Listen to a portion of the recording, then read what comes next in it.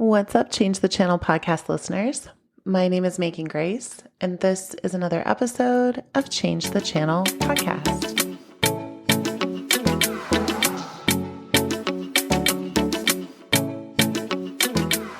Welcome back to the show, and happy 2024 to you. I know that we all kind of can celebrate time a little bit differently, but the Gregorian calendar says that we have the opportunity to step into a new year, new time, new words, maybe. I don't know if you're a resolution person or if you're a manifestation person or if you're a words to focus on.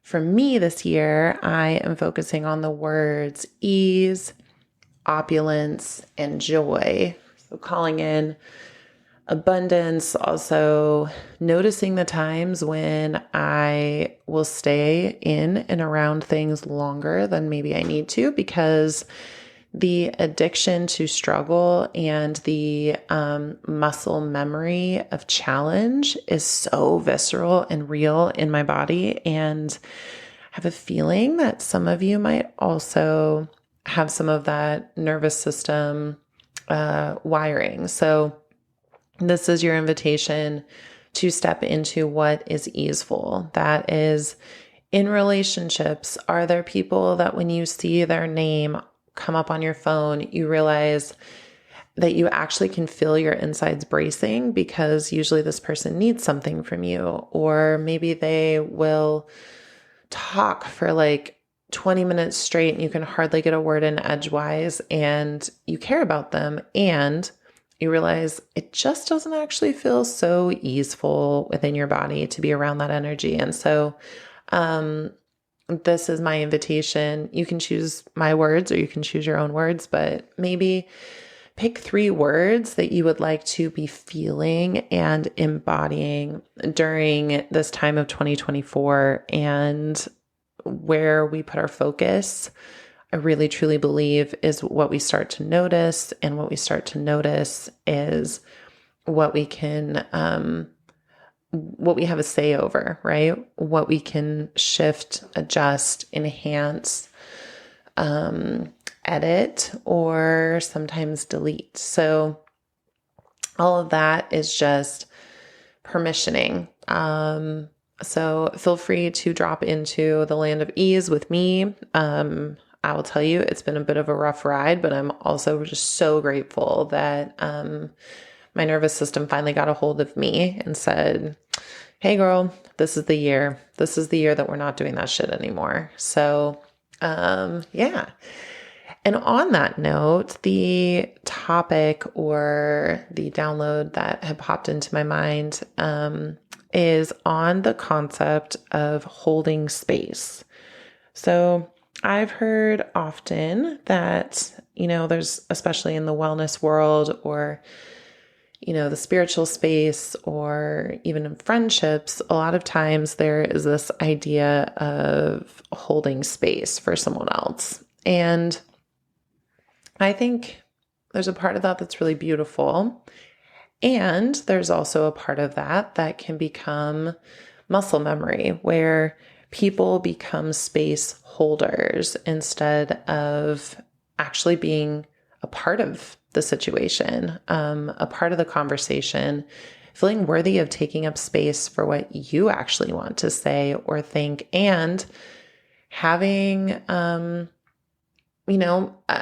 for me, sometimes I'll just speak personally. I feel like I'll get in these spaces of space holding, and it's almost like with muscles, when they've been holding tension for a really long time, you don't even feel it anymore. You're like, you know what? I kick ass at this. I've got this. I can hold space like all day long. But sometimes with specific people, you hold the space and it's almost like holding a blanket for them to lean back into. And then you're holding the blanket, and in the space of kind of holding the blanket up, not on something. So it is actually taking your muscles to hold it. They're receiving ease and it becomes a pattern. So what I would love to talk about is in friendships, even in work relationships, what if we switch the conversation from holding space for each other to holding the topic for an amount of time? And that the way that can start out, number one, is with the energetic consent of, instead of just sending that text message that's like, hey, what are you up to? Or, hey, I need to talk, or hey, are you around? It's starting first with the energetic consent that says, hi, I have something kind of big that I need, that I need to share. Do you have capacity to hold this tender topic with me? Do you? First off, asking that, I think, it's a beautiful art to invite people into the idea of consent, especially for the people that are your safe people that you can go to often. 9 times out of 10, they are a safe person for lots of people. So double check with them before, an enticing text message like, what's up? Or are you around? Are you available on Friday? Or, that kind of thing. That way the person knows whether they are holding a topic with you or whether they're being invited into a mutual relationship moment with you. I think that that's first and foremost, energetic consent, being clear and vulnerable. If you need support from someone, saying that from the get-go, and being okay with a person's yes or no. And then instead of asking the person to hold space for you, because that just means that the other person is kind of emptying themselves in the moment, which means that it would be fully all about you. What I think is actually really beautiful about this idea of holding a topic means we want to workshop this together. This is me inviting your creative process, your messy ideas, your concepts into the space as well. To me, it's forward moving. To me, it's I'm desiring to not stay in the space that I'm in. I'm in a generative and excitable space where I want to move this topic forward. And so, first is, can you hold a topic with me? The next part is about time. I know for me, time is kind of a slippery and interesting initiation a lot of times, because I'll just be so stoked about either what I'm talking about, who I'm talking about it with, all of that. I'm so in the moment that time will just fly.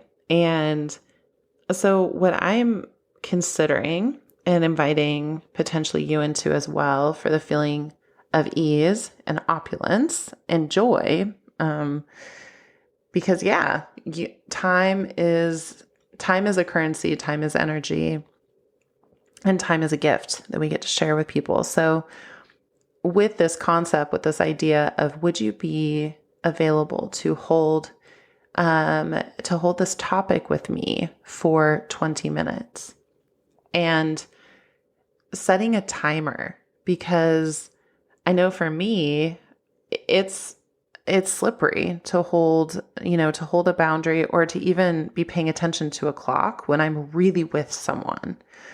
And I wonder if we collectively, and you could sit with, are you a person that tends to need a lot of space with people? What is your body learning in that? Is it learning that, because sometimes even people that say, I need a lot of space, there's actually a scarcity driving them within their bodies, saying there's never enough space for me. There's never enough time. There's never enough love. And when someone gives you a never-ending clock of time, what I've learned is it doesn't actually even soothe that.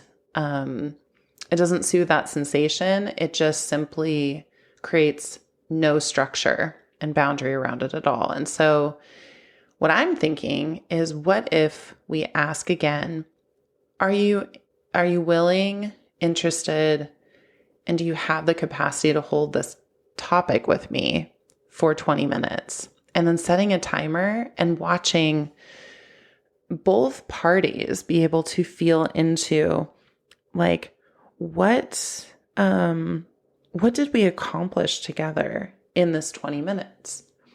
What is possible in a short amount of time? I know for me, sometimes there's painful ideas or there's painful experiences that I've had in my life, and I kind of feel like I will always have it. There's this undertone of that. And so setting a timer and saying, I'm going to really wrestle with this for about 20 minutes, and then let's switch the topic. And then what topic is most top of mind for you? And how can I help hold focus around this topic for you for 20 minutes? It's teaching reciprocity in relationships, because I'm learning that there's people that are really good at receiving, and there's people that seem to be really good at giving. And I'm feeling like this new year is an opportunity for us to learn mutual reciprocity. For those that receiving is deeply and profoundly uncomfortable, you get to stretch, because your body is not capable of being the blanket hammock holder for forever. And if you are someone that,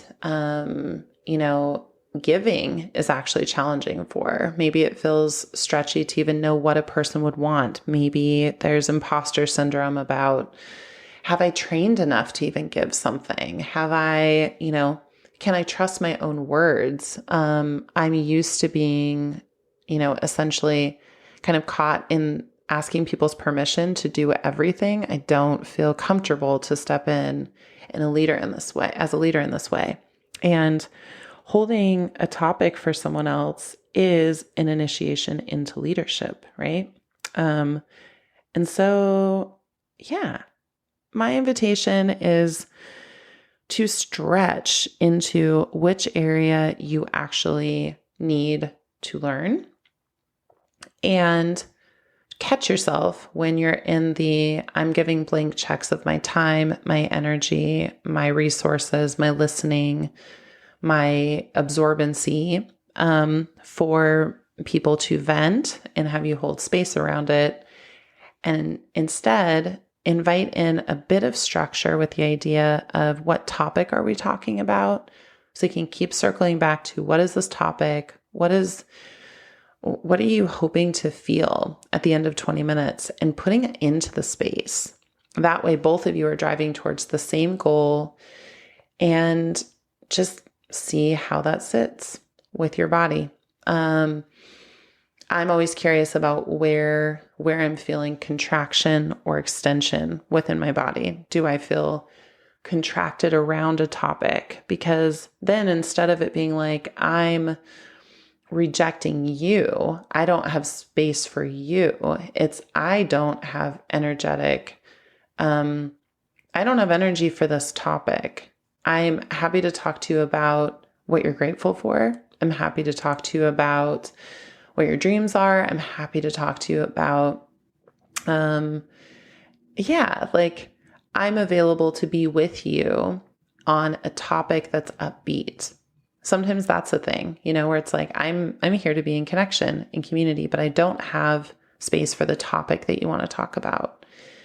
I think that being really clear and opening up space and love to be clear around that allows for the opportunity for there to be less feelings of rejection, of, oh my gosh, this person just doesn't have time for me. It's, this person doesn't have capacity for this topic. They may still love you. In fact, the people that may need to be saying no to other people's topics of holding and need, they may love you so ferociously that it actually overtakes them. And so boundaries can be tricky when it comes to that. And so, yes. So that's just my thoughts. What if we invite each other into, topical conversations with a level of time, and then trust and transparency. So those 4 T's. It's what is the topic, how long, like what is the time, and then trusting that the person will listen at the end of the timer when you're like, okay, the 20 minutes is done. Let's do like a quick reset. And we can always revisit this at another time. And so trusting that the relationship is not based on performance or that you have to show up in a specific way, but instead that it's the authenticity of who you actually are in the moment. And if you say you have 20 minutes worth of capacity to talk about something, that does not need to be your last coins of energy in your pocket. If you are like, I only have 20 minutes left in my day to be feeling anything, you can tell a person I have 10 minutes to talk, or you can invite them into the next day when hopefully some of your energetic tokens will be redistributed, where you'll have some more in the bank. But do not give people your last energy moments when you're talking about the time. Sit with what would feel luxurious, what would feel easeful, and what leaves some for you at the end. That's always important. It has to be good for you while it's good for someone else. So yeah, we've got like, just to recap, wow, I was really passionate about that, but we're asking about the topic. We're confirming the topic. We're confirming the energetic consent around that topic. We're confirming the time that you have capacity to talk about this topic. Then you're trusting that what you give is a gift and the other person can receive it in as love, and that you have done all that you can do in that moment, and that it doesn't have to be the last conversation you ever have about this. This could just be maybe an appetizer or an intro.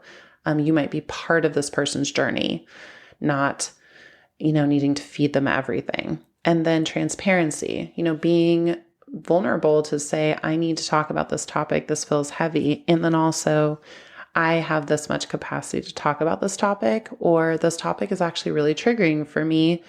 I'm going to need to move it to a time when I have a little bit more bandwidth, or just even saying, yeah, I'm willing and ready to go into this, and I'm going to be transparent with you and let you know that this is actually a triggering topic for me. We don't need to move away from triggers just because they're there.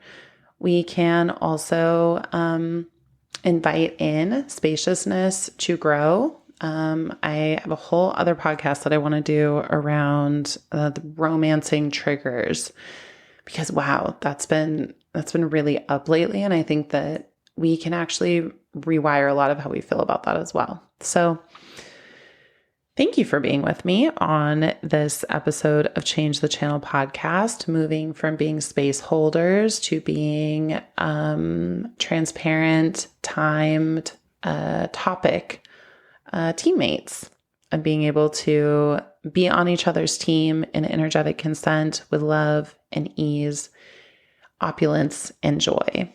Wishing all of that for you in this next 2024. Feel free to connect with me on Instagram at themegangracemvmt, the Megan Grace Movement.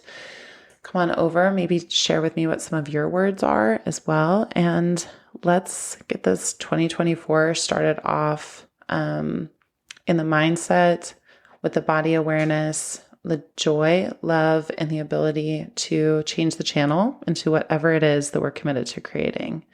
Much love to you. Thank you so much for being with me on another episode of Change the Channel podcast.